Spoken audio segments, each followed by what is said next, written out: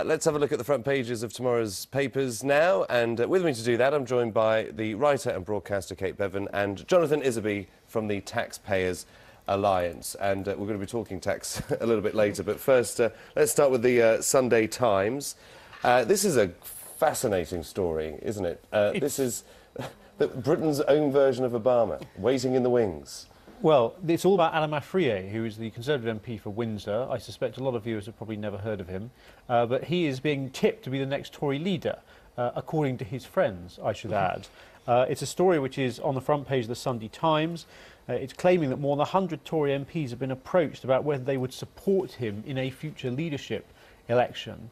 And you know, he's obviously not said anything about him wanting to be leader. In fact, he's spoken to the Mail on Sunday, who, if you move to that, on the inside... When you see him, you'll know what I mean. They've got a double-page spread all about it, and they're claiming that 40 MPs have already signed a letter saying that they would support him if the moment came, because obviously there is some dissatisfaction with David Cameron. So what are they asking? Can he do it? Well, I don't think he likes the Obama comparison particularly. Well, and indeed, he had a conversation with the Mail on Sunday during the week, and when asked about it, he said, "This is a very naughty conversation. You're being very mischievous. I supported David Cameron to become leader. I love him. I want him to be leader for 20 years.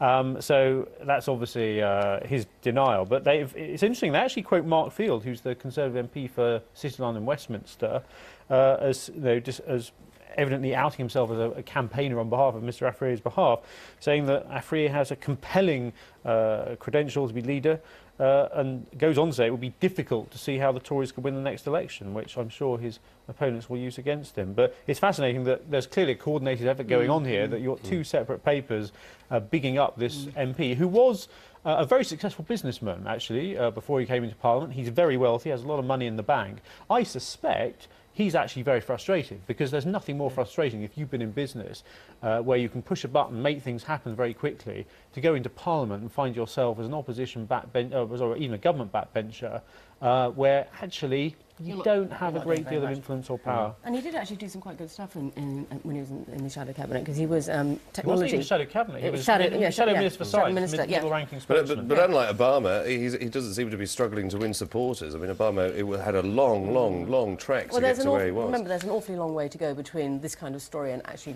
becoming leader, never mind Prime Minister. So. My suspicion is that a lot of Westminster observers will take this with something of a pinch of salt. But clearly it's an exercise. Everyone will now know who he is. What he does with this newfound fame, we will watch over the months and years to come. OK. On to the Sunday Telegraph, a story I know you're both very passionate about. Starbucks makes the headlines again tomorrow morning. Yeah, Starbucks has thrown a bit of a hissy fit at David Cameron. Chris Engskov, who's the UK Managing Director of Starbucks, has demanded talks at Downing Street after David Cameron had a pop at them for not paying tax. It's very fun. It's actually quite a funny story. He says he's so concerned about the politicisation of the tax issue that he's asked for talks at number 10. Starbucks argues that it makes no profits in the UK, which seems slightly unlikely given how much they charge for a cup of pretty awful coffee. And he says in this rather petulant way, the PM is singling the business out for cheap shots. A company that, it should not be forgotten, has pledged to pay tax now and in the future. And what is their argument, Kate? Is it because they create employment, they're investing in Britain? Why should they have to pay so much tax? Yeah, what they're doing, they're saying they're going to spend money and create jobs in the country, and they've been pledged to do so.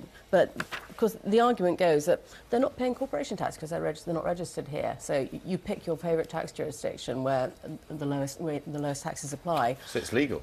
It's legal. It's completely legal, and it's exactly what sort of Google and Amazon and all the others have been doing. So, in a way, he's silly to put his head above the parapet. Legal is the really important thing to note here. What they're doing is completely legal. It's within the bounds of the law. It's within the bounds of the 17,000-page tax code which successive governments have created in this country. If David Cameron thinks they're doing something wrong, he's the Prime Minister. He's the one that ought to be changing the tax system in order to stop people doing things that he thinks are wrong. The onus is on him. The budget's on March the 20th. He's got a couple of months to sort something out. Indeed, he can read the Taxpayers Alliance report from last year on how to reform the tax system, and that will help him. But what is it that the internet companies do? They have offices in Ireland, don't they? Yeah. And so they're not registered as a British company, so they don't have to pay tax. Is that Well, how they get around this it? is the same argument that Google made a little while back, actually, in an interview with the same paper. It's like, but you know, we're not based here, and we don't make profits here, so therefore we don't have to pay taxes. So as an here. international company, you can just pick and choose where your regional offices go, your headquarters go, presumably tax has a big influence over that. Let's say you pick your favourite tax jurisdiction and register there. Right, OK, moving on. The opinion polls are back. Absolutely. Referendum fever's already kicking in. And we're just going to start with the Sunday Mirror that's got a very interesting poll. So the Sunday Mirror say, Jonathan. No, it is. These are the first polls which have come out since David Cameron's speech about Europe during the week, which was much anticipated. And the Comrades poll for the Sunday Mirror puts the Conservatives up 5 points and UKIP down 4 points, and indeed Labour unchanged, which means the Labour lead has been virtually halved to a mere 6 points. And this is obviously potentially a boost for David Cameron and a headache for UKIP, although if you look at the Mail on Sunday, they have a poll of their own, which has been done by Survation, which shows a similar trend, although it's only 2 points up for the Tories and 2 points down for UKIP, which suggests that actually, well, at this stage, there hasn't been the obliteration of the UKIP support, which is, in this poll, still in double figures.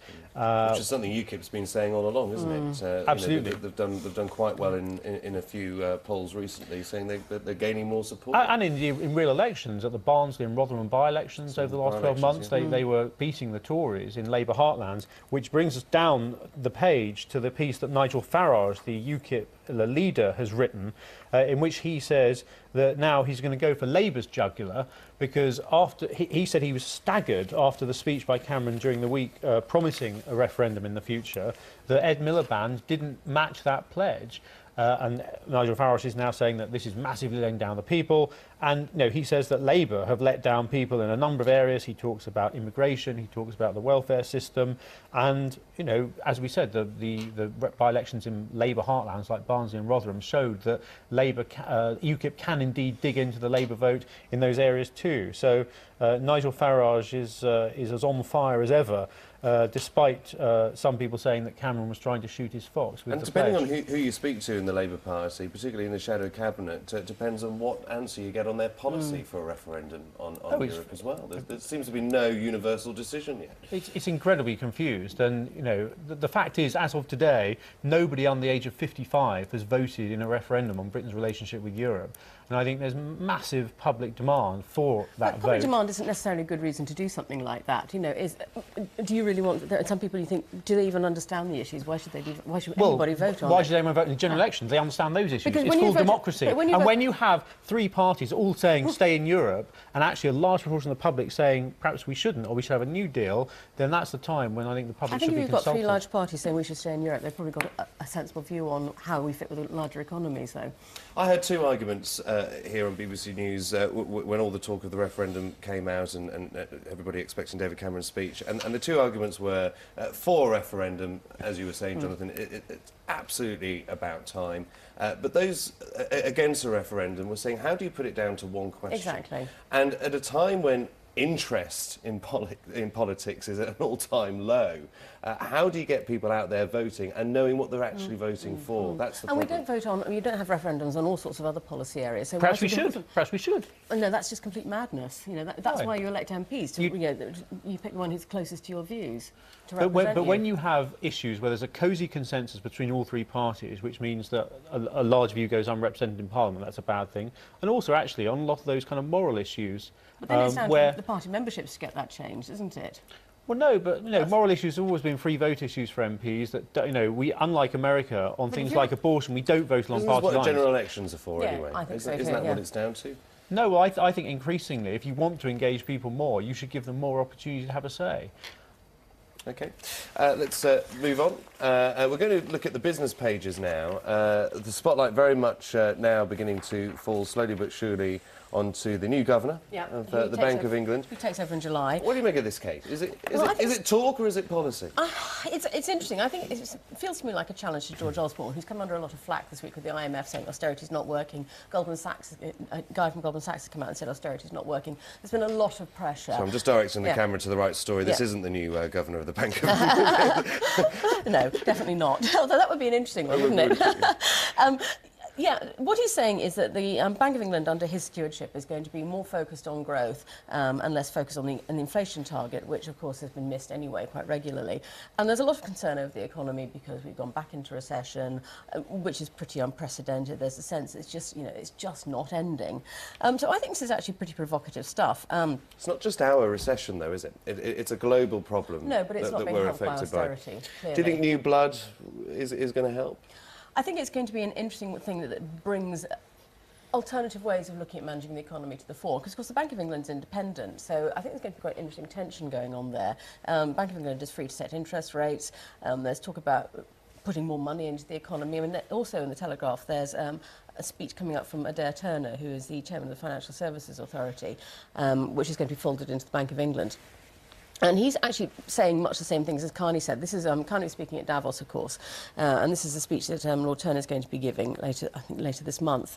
And he's saying, that suggesting that a single inflation target isn't necessarily the best target. And there are other ways of measuring the economy that give it a bit more room to manoeuvre, give the regulators a bit more room to manoeuvre. And that includes, a looser monetary policy, putting more money into the economy, which I think is what's needed. So it's really interesting. It even makes an appearance on the front page of the Observer, exactly. The Observer. Yeah, I mean, this is stuff that comes out of Davos. It can be very dry and dull, and it seems like lots of middle-aged white men talking among themselves. But sometimes you get really controversial stuff coming out, and I think this is an interesting signal, I think, to how things are going to be between the bank and George Osborne when Mark Carney takes over. Do you think headlines like that make George Osborne feel a little bit uncomfortable? I mean, he handpicked this man, yet he's saying, look, I think you guys got it wrong. Yeah, it should be making him feel uncomfortable. I think all the headlines should be making him feel uncomfortable.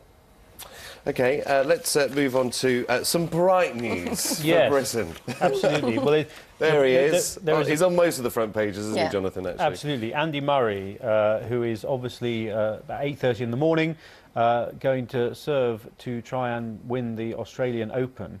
I think BBC... It's quite a tabloid headline for The Independent, isn't Very it? much Andy Murray, so. we salute you. I see that even the Andrew Marr show has been moved to BBC Two, so it's going to be on BBC One. So a nation will be watching. I'll certainly be doing so.